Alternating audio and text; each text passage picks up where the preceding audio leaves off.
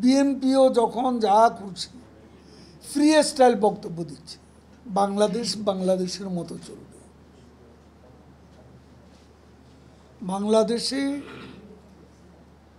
একটা নির্বাচন হয়েছে, বিএনপি নির্বাচনে নেই, সেটা অনেকেরই আজকে মেনে নেওয়া কঠিন।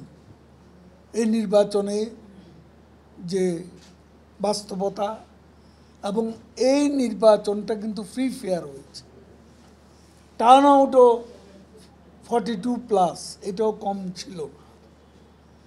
তো এখন গণতন্ত্রের ঘাটতি কোথায়?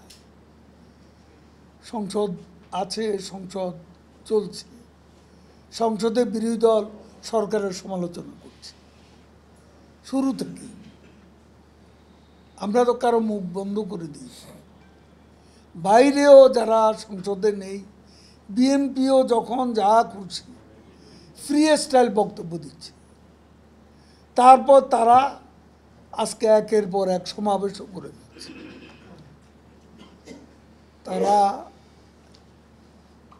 28 অক্টোবর যা করে গিয়েছিল, নির্বাচন বয়কটের পর তাদের উপর দমন নিপীড়ন যেটাকে বলে, সেটা তো হয়নি। আজকে অনেক দেশে গণতন্ত্রের দাবি আছে, বিশ্বের বহু নামি দামি দেশে মানবাধিকারের তারা প্রবক্তা, গণতন্ত্রের প্রবক্তা। কলম্বিয়া সহ যুক্তরাষ্ট্রের কয়েকটা ভার্সিটিতে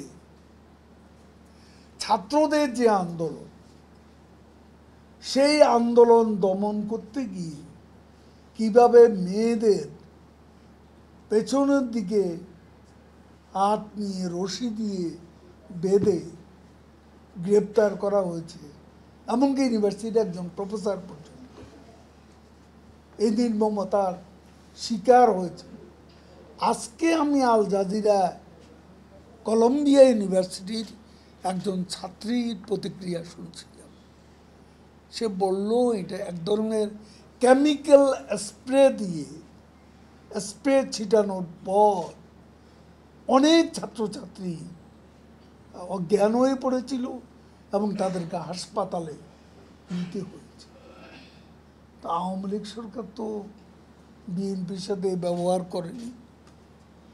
তারা যে রিসেন্টলি ইলেকশনের পরও, বয়কট করার পরও তাদের কোনো সভা সমাবেশে যেখানেই তারা করতে চেয়েছে, তারা সভা সমাবেশ করতে পারছে বিনা বাধায়। আমরা তো কোনো প্রকার হস্তক্ষেপ, দমন নিপীড়ন যেগুলো তাদের মুখের ভাষা, এগুলো তো বাস্তবে নেই।